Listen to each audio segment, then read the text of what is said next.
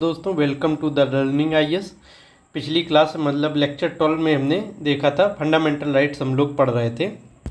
तो वहाँ पे फंडामेंटल राइट में हम लोगों ने थोड़ा बातें देखी थी कि क्या विशेषताएं वगैरह वगैरह, कि मौलिक अधिकार क्यों ज़रूरी हैं, कि व्यक्ति के भौतिक बौद्धिक या नैतिक आध्यात्मिक विकास के लिए मौलिक अधिकार ज़रूरी हैं, ठीक है ना। और ये कैसे आए डेवलपमेंट उनका, कि कब कब मौलिक अधिकारों को वर्गीकरण देखा था। इसके बाद मौलिक अधिकार कहाँ, हाँ, मौलिक अधिकार की विशेषताएं फीचर्स देखे थे, है ना। 7-8 फीचर्स ये बताए थे। लास्ट में मैंने बताया था अधित्याग का सिद्धांत हमारे यहाँ लागू नहीं है ना, कि मतलब मौलिक अधिकारों को कोई त्याग नहीं सकता। ये इसका कारण ये है कि भारत में अशिक्षा ज़्यादा है, तो बहला फुसला के कि आप मौलिक अधिकार त्याग दो, अपने नैतिक आर्थिक उत्थान ये सब उनके लिए मौलिक अधिकार जरूरी नहीं, तो उन्हें आप जब त्यागने के लिए विवश कर दोगे तो लोगों का कैसे उत्थान होगा। तो इसलिए नहीं लागू, जबकि ये अमेरिका में ये सिद्धांत लागू है। तो आज अब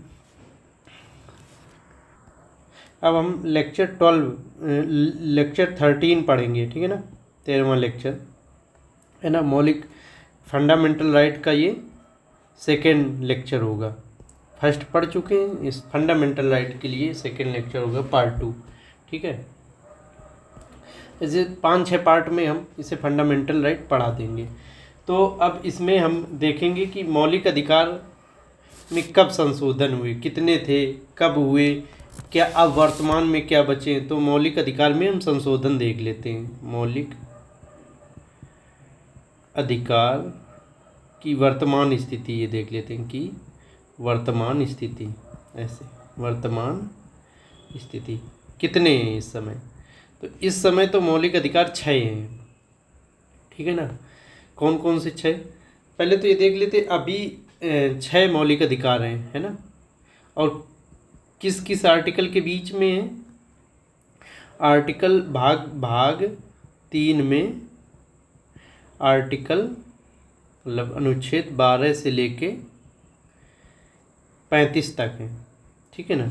लेकिन मौलिक अधिकार क्या है कि 14 से लेके 32 तक में दिए गए हैं। 6 14 से लेके 32 तक में दिए गए हैं, है ना।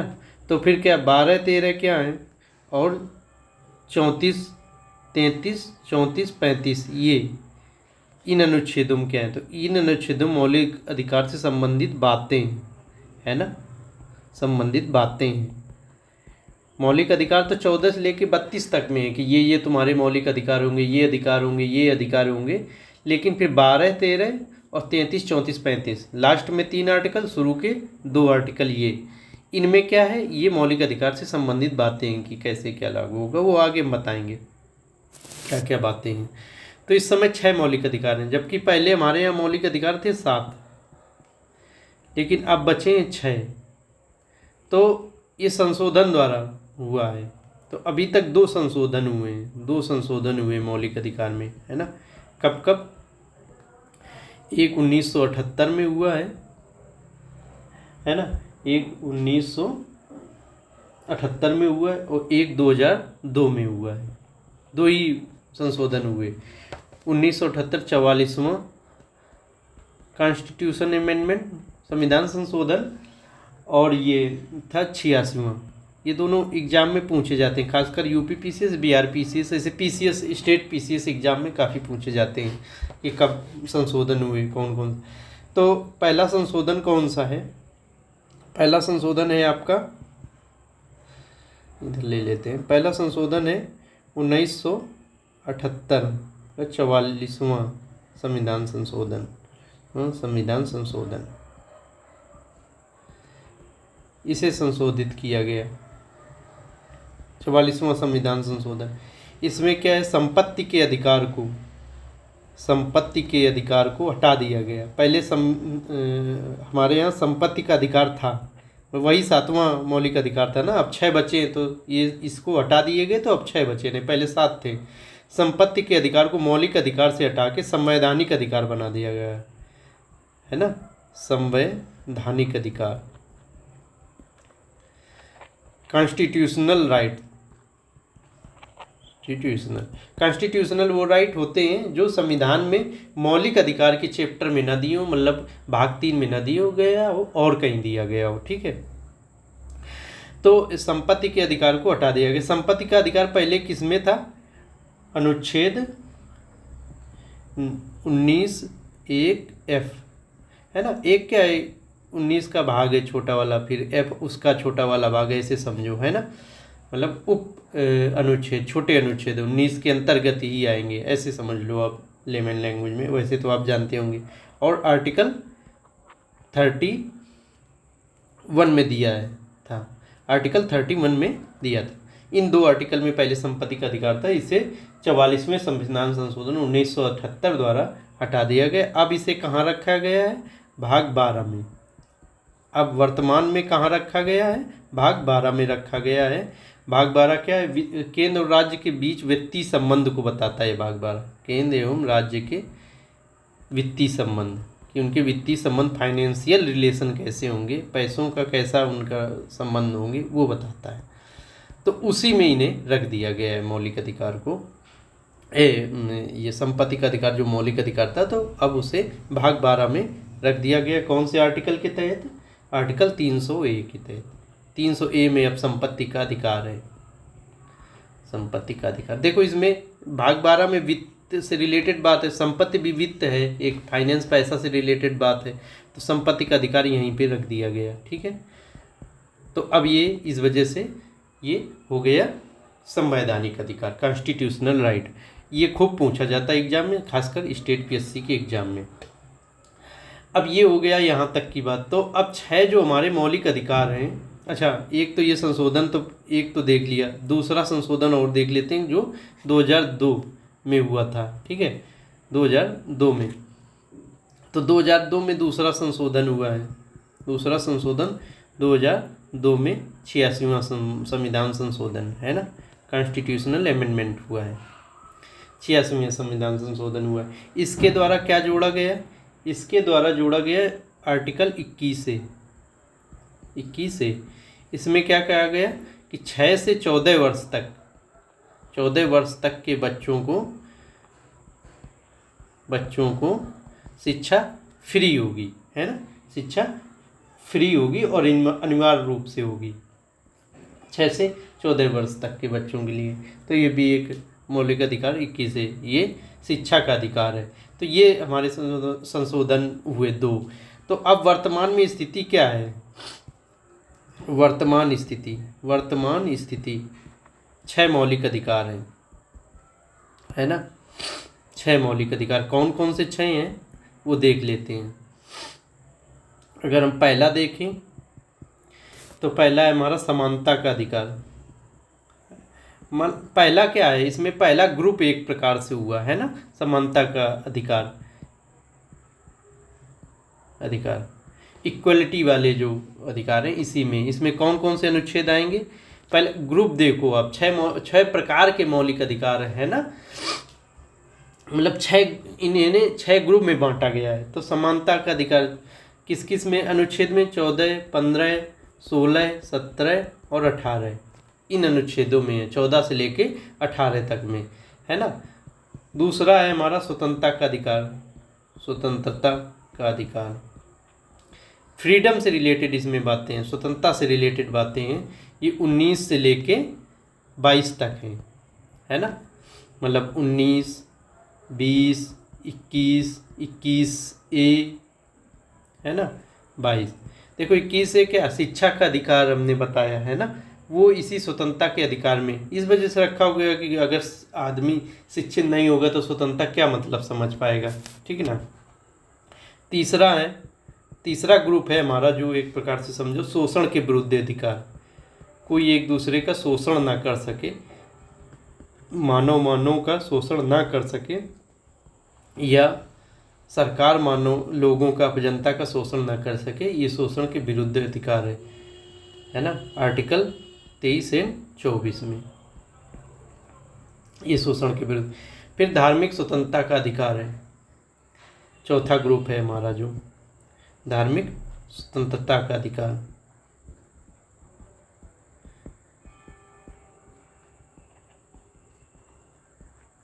धार्मिक स्वतंत्रता का अधिकार, है ना। तो धार्मिक स्वतंत्रता के अधिकार में हमारे 25 से लेके 26 तक आर्टिकल हैं, है ना। मतलब कि 25 आर्टिकल, 26वां आर्टिकल, 27 आर्टिकल, 28 आर्टिकल, इसमें धर्म से संबंधित स्वतंत्रता दी गई है कि सभी लोगों को अपना धर्म मानने का पूर्ण रूप से स्वतंत्र है। ये सब धर्म से रिलेटेड बातें हैं, है ना। कोई विशेष धर्म या जैसे इस्लाम धर्म को ही अपना ले तो ऐसा नहीं है कि फिर उसे कोई दिक्कत आए, है ना। सरकार उसके विरुद्ध नहीं कर सकती, सुप्रीम कोर्ट उसकी रक्षा करेगा अगर सरकार उसके विरुद्ध कोई कार्य करती है, उसके धर्म के विरुद्ध। फिर 5वां शैक्षिक एवं सांस्कृतिक अधिकार एंड सांस्कृतिक अधिकार अपने विशेष धर्म संबंधी शिक्षा या संस्कृति को फैलाने के संबंधित ये सब अधिकार दिए गए, ये अनुच्छेद 29 एंड 30 में। अब सब एक एक फिर आर्टिकल खोलेंगे और अच्छे से समझाएंगे, है ना। फिर 6वां ग्रुप है हमारा संवैधानिक उपचारों का अधिकार। ये खूब पूछा जाता है यूपीपीसीएस में कि संवैधानिक उपचारों के अधिकार को किसने संविधान की आत्मा कहा है। तो ये डॉक्टर अंबेडकर ने इसे कहा है, डॉक्टर अंबेडकर ने। उन्होंने कहा कि अगर हमें ये आर्टिकल ना होता, ये आर्टिकल 32 है, ये आर्टिकल 32 के तहत दिया गया है, तो 6वें ग्रुप में सिर्फ आर्टिकल 32 है। तो डॉक्टर अंबेडकर ने संवैधानिक उपचारों का अधिकार संविधान की आत्मा का। क्यों?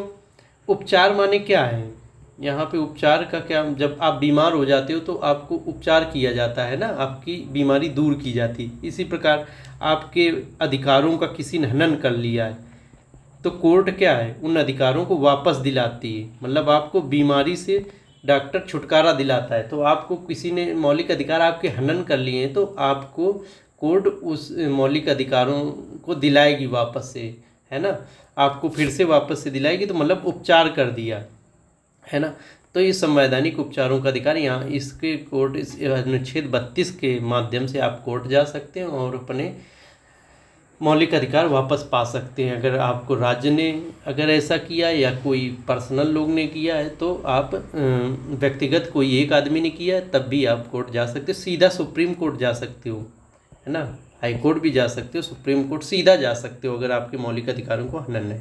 तो ये हो गए हमारे मौलिक अधिकार के बारे में कि किस हेडिंग के तहत हम पढ़ रहे थे कि वर्तमान स्थिति क्या है। तो अभी 6 हैं, पहले 7 थे, तो 7वां कौन सा हटा? संपत्ति का अधिकार हटा है। अभी तक 2 संशोधन हुए वो बता दिया, और ये अभी 6 हैं, ठीक है ना। 6 ग्रुप टाइप में है समझो एक प्रकार से। अब हम एक एक आर्टिकल को धीरे धीरे खोल के पढ़ेंगे। तो हमारा पहला आर्टिकल है अनुच्छेद 12, है ना। अनुच्छेद 12 से लेके 35 तक है ना, भाग 3 में मौलिक अधिकार। तो अनुच्छेद 12 को हम पढ़ेंगे सबसे पहले, है ना। अनुच्छेद 12 ये थोड़ा बड़ी हेडिंग रहेगी।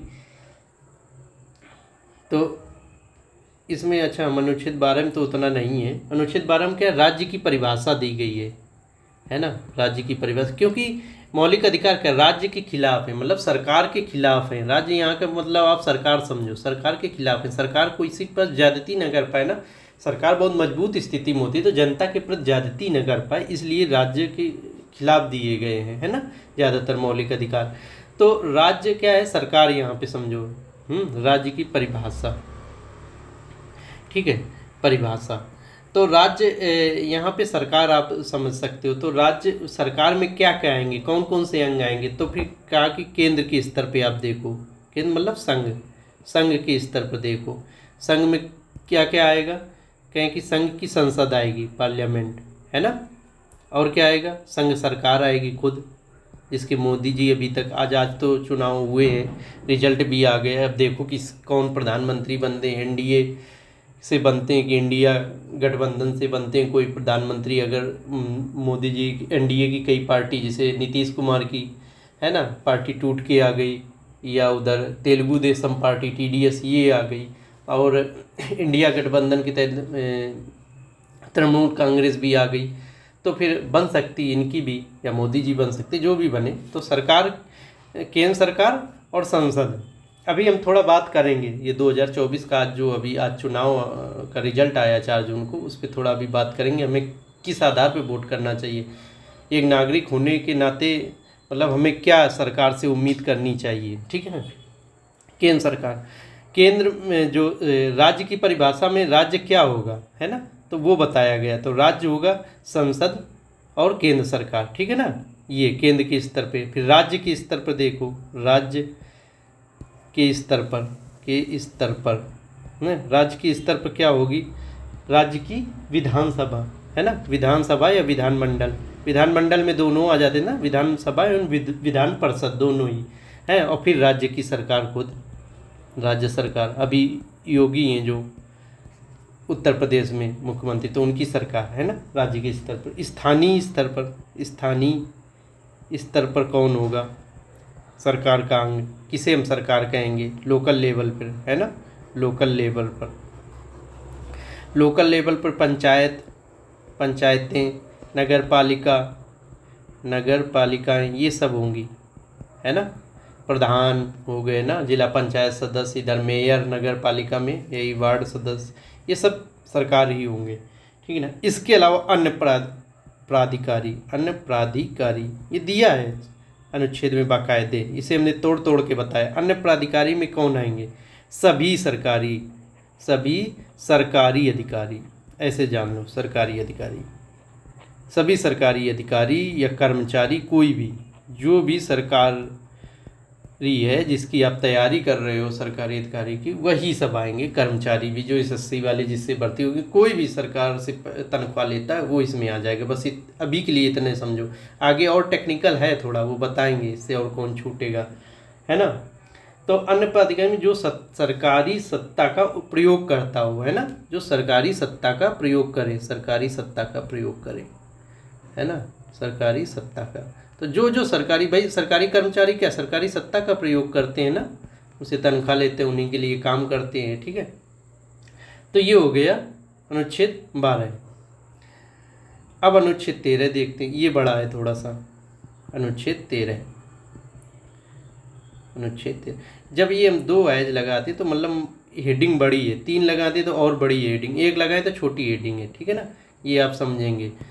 तो अनुच्छेद 13, आर्टिकल 13 में क्या है, तो आर्टिकल 13 के 2 पार्ट हैं, उसे हम 2 पार्ट में देख लेते हैं ना।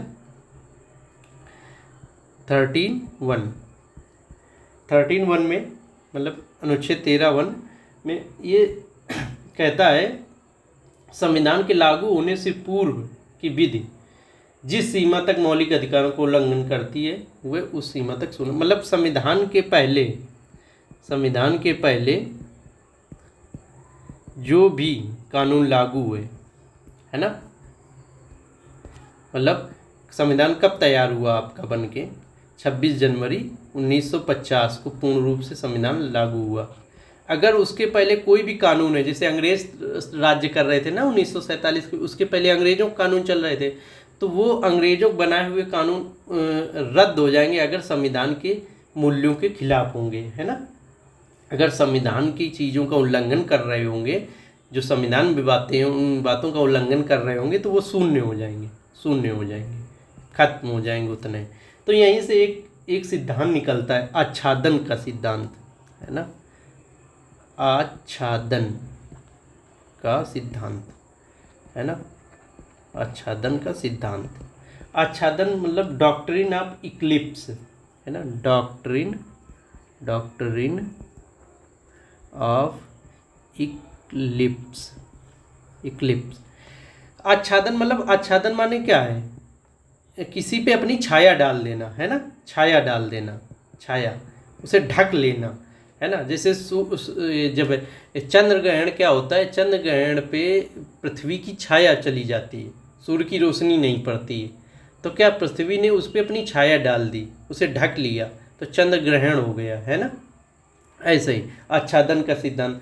तो संविधान में जो है कोई कानून है, मान लो ये कानून है, अंग्रेजों का बने हुआ समय का कोई कानून है, ठीक है। अगर इस कानून में कोई भी गलत बात है ना, इस कानून में मान लो इतनी गलत बात है, इतनी, ठीक है ना, इस संविधान के मूल्यों के खिलाफ है, और इधर ये संविधान आपका सूर्य की तरह चमक रहा है। ये मान लो सूर्य इक्वल टू संविधान, है ना। संविधान बहुत मतलब अच्छी ऐसी चीज़ है भारत के लिए कि इसके बारे में बहुत कुछ कहा जा सकता है। ये समझिए आप, तो संविधान में जो कोई वैल्यू दी है, अगर उनके खिलाफ कोई बात है तो वो फिर उस पर क्या है कि छाया ये पड़ जाएगी, वो इन बातों को ख़त्म कर देगा कानून की, है ना, छाया डाल देगा। ये समझो आप, ग्रहण पड़ जाएगा, इक्लिप्स, है ना, इक्लिप्स, इसीलिए इक्लिप्स। तो ये आच्छादन का सिद्धांत निकलता है 31। फिर 32 दूसरा अनुच्छेद, 13 के 2 है अनुच्छेद ना, 1 और 2। तो 13(2) में क्या है कि 13(1) में तो ये हुआ ना कि जैसे मान लो संविधान बनने के पहले के कानून की बात की गई कि जो भी कानून होंगे उसे संविधान उस पर छाया डाल देगा, अगर जो संविधान के मूल्यों के खिलाफ है ना, संविधान उस पर छाया डाल देगा ऐसे, ठीक है। जो जो उसके वो मूल्यों के खिलाफ होगा संविधान के हटा देगा उन्हें। लेकिन संविधान बनने के बाद, संविधान बन गया 26 जनवरी 1950 से लागू हो गया। अब भी संसद क्या कर सकती है कि संविधान के वैल्यूज़ के खिलाफ, संविधान की बातों के खिलाफ कानून कोई बना सकती है। तो फिर संविधान क्या करेगा, उस कानून पे एक सेकेंड, हाँ, उस कानून को सीमित कर देगी, मतलब कम कर देगी, उन बातों को हटा देगी, है ना, सीमित कर देगी। अगर जो कोई भी ऐसा कानून संसद बना ले कि जो फंडामेंटल राइट को कम करता हो, मतलब उन्हें ख़त्म करता हो, तो वो संविधान उन बातों को उस कानून से हटा देगी। भाई बातों को हटा देगी, अगर पूरा कानून खराब तो पूरे कानून को हटा देगी। यहाँ पे क्या था 31 में कि संविधान के जो फंडामेंटल राइट हैं उनके खिलाफ अगर कोई बात है, 26 जनवरी 1950 के पहले जो अंग्रेज़ कानून बना गए उन कानूनों में संविधान के फंडामेंटल राइट को कोई कम कर रही बात, तो फिर उन बातों को संविधान हटाएगा। लेकिन यहाँ पे क्या है, यहाँ पे जो संविधान बनने के बाद अगर संसद भविष्य में कुछ ऐसा करती है तो उन बातों को हटा देगा संविधान, ठीक है ना। तो यहीं से निकलता है पृथक्करण का सिद्धांत, पृथक्करण, सॉरी एक सेकेंड, पृथक्करण का सिद्धांत मतलब पृथक कर देगा, उन गलत बातों को हटा देगा, है ना। पृथक्करण का सिद्धांत यहीं से निकलता है। अब यहाँ से एक चीज़ और देखी जा सकती है कि 13 में एक मुद्दा आता है। 13 अनुच्छेद 13 में ये बातें बोली गई, 1 और 2 जो उसके सब क्लॉज हैं, है ना, 2 बातें बोली गई कि कानून, ऐसे कोई कानून नहीं बनेंगे जो फंडामेंटल राइट का उल्लंघन करते हों, ठीक है ना। तो क्या मतलब कोई कानून बना के, संसद कोई कानून बना के फंडामेंटल राइट को ख़त्म कर सकती है। यहीं से एक ये भी बात उभर के निकल के आती है। तो कहा गया कि कानून देखो 2 प्रकार के हैं। अब इस पे आएगा कि फंडामेंटल राइट संशोधनीय है या नहीं है ना, तो वो देखते हैं। कानून 2 प्रकार, कानून का अर्थ 2 प्रकार से लिया जा सकता है ना। कौन कौन से, एक सीमित अर्थ, है ना, सीमित अर्थ यानी संकुचित अर्थ इसे कहा जाएगा। एक है व्यापक अर्थ। व्यापक अर्थ में मतलब कानून का मतलब क्या हुआ, व्यापक अर्थ में कानून का मतलब हुआ कि संविधान संशोधन भी शामिल कर लिया जाए।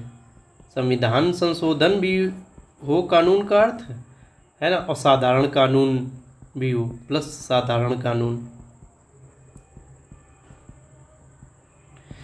सीमित अर्थ में कि साधारण कानून ही हो, संविधान संशोधन इसमें शामिल। तो अगर अनुच्छेद 13 में जो कानून शब्द दिया गया है कि संसद, एक सेकेंड, अगर कानून शब्द ये है कि अगर सीमित अर्थ लिया जाए कि साधारण कानून, तो साधारण कानून का मतलब कि संसद एक अपना कानून लाएगी, साधारण कानून, तो उसके तहत फंडामेंटल राइट को संशोधन किया जा सकता है। साधारण सा कानून लाई, अपना बना दी। अगर कानून का मतलब है एक सेकेंड, इसे दोस्तों फिर से बता रहा हूँ, एक सेकेंड, मैं भी थोड़ा कंफ्यूज हो रहा था कि अनुच्छेद 13 में क्या कहा गया है कि संसद ऐसा कोई भी कानून नहीं बना सकती है जिससे कि मौलिक अधिकारों में मतलब खत्म करते हों, है ना। ऐसा कोई भी कानून नहीं बना सकती जिससे मौलिक अधिकार खत्म होते हों, उन्हें कम करता हो वो कानून, है ना। वो अगर ऐसा कानून बनेगा तो ये फिर न्यायपालिका उसे रद्द कर देगी, है ना। तो ये कुल मिला के अनुच्छेद 13 का सेंस। तो अब कहें कि साधारण अगर कानून का मतलब वो है साधारण कानून, जो बोला गया अनुच्छेद 13 में कि ऐसा कोई भी कानून नहीं बन सकता है जो, अगर यहाँ पे सीमित अर्थ ही लिया जाए कानून का कि साधारण कानून है, तब तो फंडामेंटल राइट में संशोधन है कि भाई हम साधारण कानून से संशोधन नहीं कर सकते हैं। अपना संविधान संशोधन जो प्रक्रिया बताई गई है अनुच्छेद 368 में, उसके द्वारा संशोधन करेंगे, ठीक है ना, 2/3 बहुमत वगैरह वगैरह विशेष बहुमत से। लेकिन अगर जो यहाँ पे व्यापक अर्थ ले लिया जाए अनुच्छेद 13 में कानून का कि अभी इसमें संविधान संशोधन भी है शामिल होंगे, तो इसका मतलब अनुच्छेद 13 में ये भी बात कह दी गई कि संविधान संशोधन भी शामिल हैं अगर कानून के तहत, तो फिर संविधान संशोधन के द्वारा भी कानून मतलब फंडामेंटल राइट में संशोधन नहीं किया जा सकता। तो यहाँ पे है कि फिर तो FR नॉट संशोधनी है ही नहीं अगर व्यापक अर्थ लिया गया। अब आ गया सुप्रीम कोर्ट की क्या होगा आगे। तो सुप्रीम कोर्ट बोला, सुप्रीम कोर्ट को अंतिम रूप से संविधान का व्याख्या करने का अधिकार है। सुप्रीम कोर्ट जो कहेगी संविधान की जो अनुच्छेदों की जैसे व्याख्या कहेगी कि ये अनुच्छेद इस प्रकार से बोल रहा है, वही सभी को मानना पड़ेगा। तो फिर एक आता है सुप्रीम कोर्ट। सुप्रीम कोर्ट में मुद्दा जाता है कि फंडामेंटल राइट, है ना, FR संशोधनी है या नहीं, संशोधनी है या नहीं, है ना। फंडामेंटल राइट में संशोधन किया जा सकता है या नहीं, अमेंडमेंट किया जा सकता है या नहीं, ये शेडिंग को इससे मेंस का प्रश्न खूब बनता है। तो पहला केस देखते हैं, फिर एक केस बाई केस इसमें आते हैं चीज़ें ना। पहला केस है शंकरी प्रसाद केस। शंकरी प्रसाद का मामला था 1951 में गया। इसमें सुप्रीम कोर्ट ने कह दिया कि हाँ किया जा सकता है, हाँ बोल दिया कि फंडामेंटल राइट में संशोधन किया जा सकता है। दूसरा केस गया 1965 में, सज्जन सिंह केस, है ना। इसमें भी सुप्रीम कोर्ट ने कहा कि हाँ यहाँ भी किया कि हाँ संशोधन किया जा सकता है, कि मतलब कि संविधान जो अनुच्छेद 13 में कानून का अर्थ है वो साधारण कानून ही है। आप फंडामेंटल राइट में संविधान संशोधन करके संशोधन कर सकते हो। तीसरा केस है गोलकनाथ केस 1967 में। गोलकनाथ केस, है ना। इसमें न्यायालय ने कहा कि नहीं, फंडामेंटल राइट में संशोधन नहीं कर सकते हो, नो कह दिया, नहीं कर सकते हो संशोधन, है ना। और इसमें एक और उन्होंने दिया प्रोस्पेक्टिव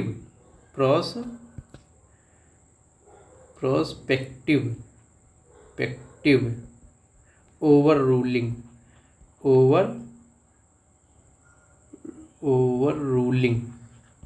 प्रोस्पेक्टिव ओवर रूलिंग का सिद्धांत, है ना,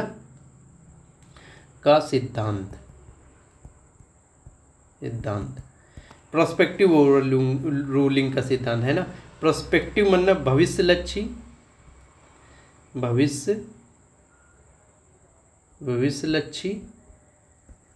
ओवर रूलिंग का मतलब अध्यारोपण, है ना, अध्यारोपण।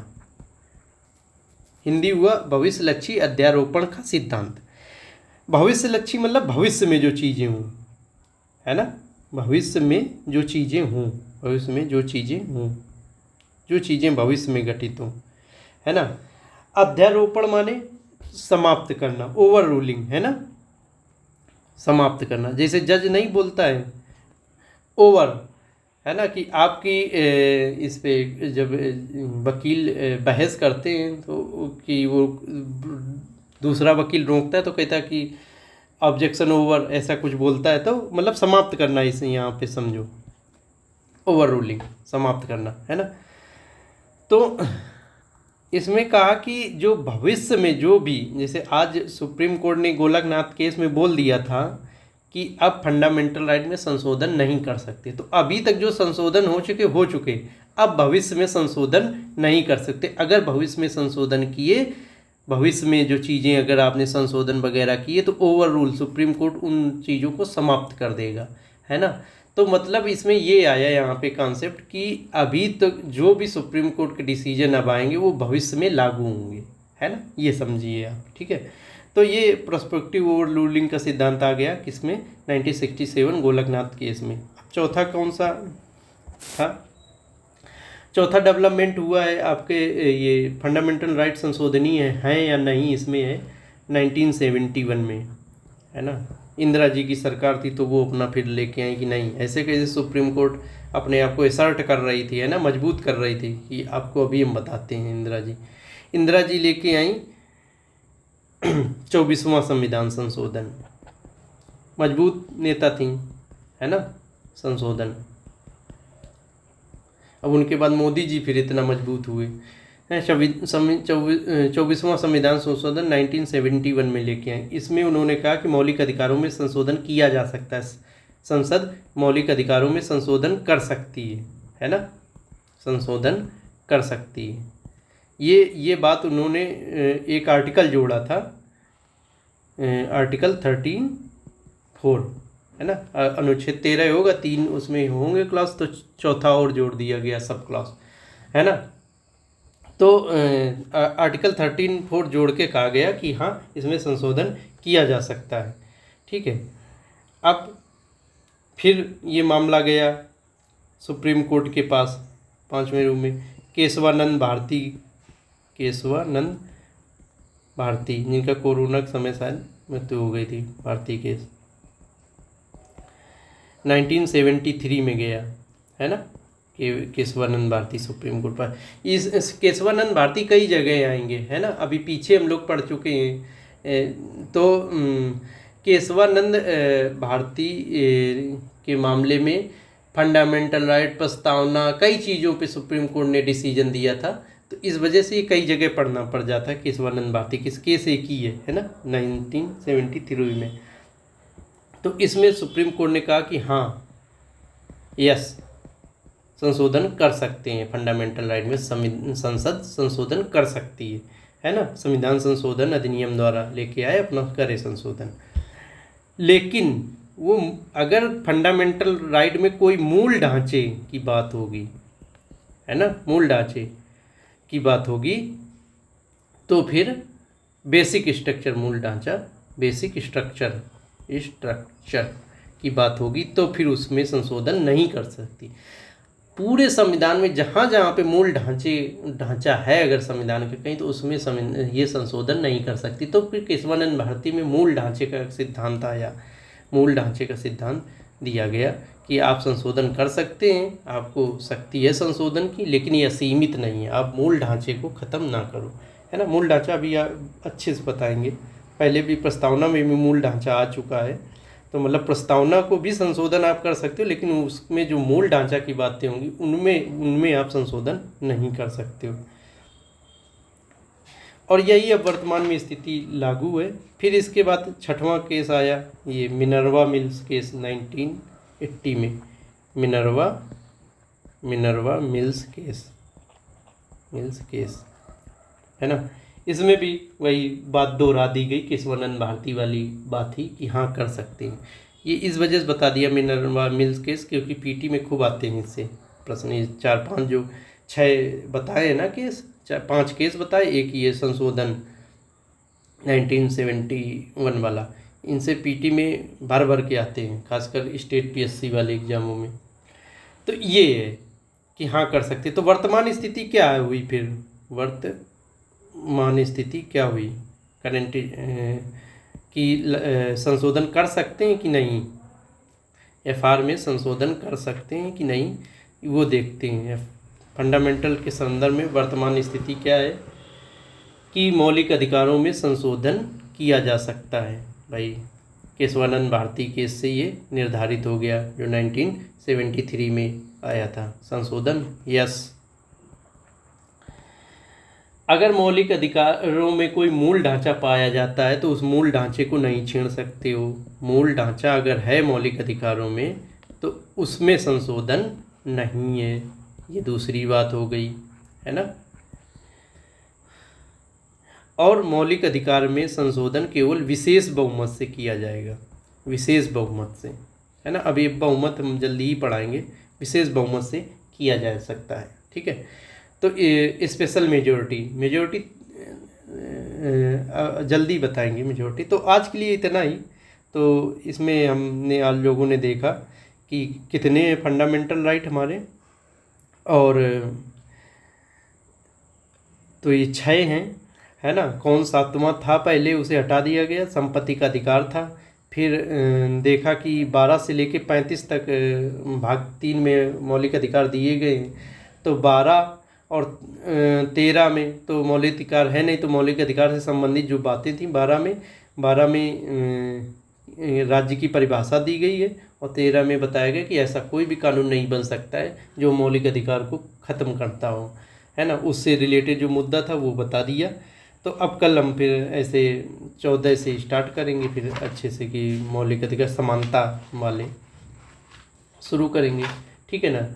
कि समानता वाला, जो समानता का अधिकार था, पहला ग्रुप मौलिक अधिकार का ये क्या गया, समानता का अधिकार, यहाँ से स्टार्ट करेंगे अनुच्छेद 14 से। एक एक आर्टिकल पढ़ाते चलेंगे, जल्दी ही ख़त्म कर लेंगे। तो आज इतना ही। और हाँ देखो, गवर्नमेंट कोई भी बने, चाहे NDA की गवर्नमेंट बने, चाहे इंडिया गठबंधन की गवर्नमेंट बने, है ना, इंडिया अलायंस जो है, इसमें BJP है प्रमुख पार्टी NDA में, इसमें है कांग्रेस। लेकिन एक नागरिक होने के नाते कोई भी गवर्नमेंट बने तो हमें फिर क्या संबंध रखना है, सरकार और नागरिक। वोटिंग समय आप खूब दीजिए वोट अपने मनपसंद पार्टी का, फिर सरकार को भी देखना, सभी को, एक नागरिक सिटीजन है ये, हमारे देश की नागरिक है, और नागरिक को भी ये देखना चाहिए सरकार है। तो आपको फिर ये वाले संबंध ख़त्म कर देना चाहिए, पार्टी वाले संबंध होने चाहिए सिर्फ चुनाव के वक्त, है ना। पार्टी वाले संबंध ख़त्म करके आपको सरकार से अच्छी सुविधाएं मांगनी चाहिए कि भाई ये हम अब प्रधानमंत्री आप हमारे पूरे देश के, तो फिर आपको उसी अनुसार लोगों की सेवा करनी है, ये सेवा का पद है ना। गुड गवर्नेंस दो। आजकल देखो न्याय व्यवस्था हमारी कितनी कमज़ोर है, 5 करोड़ से ज़्यादा लोअर कोर्ट में केस पेंडिंग पड़े हैं। तो आप समझ सकते हो कि आपके साथ कोई हादसा हो जाए, है ना, आप न्याय नहीं पा पाएंगे, आपकी उम्र ख़त्म हो जाएगी, आप न्याय नहीं पा पाएंगे। तो इन चीज़ों पे बात करनी चाहिए। शिक्षा व्यवस्था कितनी दूभर है हमारे यहाँ कि सरकारी स्कूल में कोई नहीं पढ़ना चाहता है, 12th तक में कोई नहीं पढ़ना चाहे। IIT और IIM की बात अलग है कि उच्च शिक्षा में तो सब पढ़ना चाहते हैं, लेकिन 12th तक में जो प्राइमरी एजुकेशन है वहाँ कोई नहीं पढ़ना चाहता है, ठीक है ना। स्वास्थ्य, अगर कोई बीमार हो गया तो वो मतलब इस चिंता में और बीमार हो जाता, मरने लगता है कि हमारे पास तो पैसा नहीं, कहाँ से लाएंगे, ये हो गया, ठीक है ना। इन बुनियादी मुद्दों पे हमें सरकार से बात करनी चाहिए कि ये दीजिए भाई, अब नहीं चलेगा, अब पार्टी नहीं है, अब आप, हम नागरिक हैं, आप सरकार हो, ठीक है। रोजगार, अगर रोजगार नहीं होगा तो हम खाएंगे क्या, है ना। कि अभी जैसे हम एक वीडियो देख रहे थे कुछ दिन पहले राजीव दीक्षित जी का, कि हमारे यहाँ शिक्षा व्यवस्था ऐसी है, उनका कहना था कि मान लो यहाँ रटाया जाता है कि जैसे उन्होंने उदाहरण दिया था कि USA के राष्ट्रपति, पहले राष्ट्रपति कौन है ये रटाया जाता है, या अन्य बातें तमाम चीज़ें कि तुलसीदास जी ने ये लिखा, कबीरदास जी ने वो कहा, ये वो दुनियादारी बातें जो मानविकी सब्जेक्ट में बोले कि अगर हम कोई दुकानदार के पास जाते हैं कुछ लेने, मान लो बिस्किट लेने गए और आपके पास पैसा नहीं है, आपने कहा कि भाई हमारे पास पैसा नहीं, लेकिन हमने शिक्षा जो ली है वो उसमें हमें पता है कि वहाँ का यूएसए का राष्ट्रपति कौन है पहला, आप हमें इस बात पे बिस्कुट दे दो हमारे इस ज्ञान पे। वो कहेगा नहीं, हम बिस्किट नहीं दे पाएंगे, ऐसे कैसे होगा। तो कहे कि हमारी शिक्षा रोजगार परक नहीं है ना, रोजगार परक नहीं है कि जो हमें रोजगार दिला पाए ना। ठीक है, अच्छी बात है कि हम तुलसीदास, सूरदास, इन कवियों को भी जाने, इन बातें अपने इतिहास को भी जाने, लेकिन हमें जीवन यापन के लिए भी शिक्षा चाहिए, है ना। कुछ जीवन यापन के लिए भी ऐसा कुछ चाहिए। शिक्षा क्या, ज्ञान, ऐसा ज्ञान हमें चाहिए जिससे हमारा जीवन भी चले। ये तो बातें हैं, ठीक है, फिलॉसफी ठीक है, ज्ञान ठीक है, दर्शन ठीक है, हम जान लेंगे कि भाई यहाँ क्या कह गए कालिदास, क्या कह गए चाणक्य, क्या कह गए अरस्तु, क्या कह गए प्लेटो, ठीक, सब बातें सबकी हम जान लेंगे, जो फिलासफर गांधी जी क्या कह गए सब के बारे में। लेकिन कुछ तो हमें ऐसी शिक्षा मिले जो हमें पैसा कमा के दे सके, जो हमारे जेब में पैसा आए, जिससे हमारा जीवन चले, हमारे परिवार का जीवन चले। तो उन्होंने कहा कि हमारे यहाँ व्यवहारिक शिक्षा कम है, प्रैक्टिकल शिक्षा कम है। अगर जो भी पढ़ाया जाता है उसमें प्रैक्टिकल चीज़ें कम कराई जाती हैं, है ना। इशू बेस्ड शिक्षा होनी चाहिए कि कोई प्रॉब्लम आए, प्रॉब्लम को पहले डिस्कस करो, थ्योरी देन बाद में डिस्कस करो, तो ये ज़्यादा फायदेमंद होगी। तो ऐसा है। तो इन चीज़ों पे ज़्यादा बात हो, महंगाई वगैरह, तो आप जानते हो। तो आज के लिए इतना ही। Thank you very much.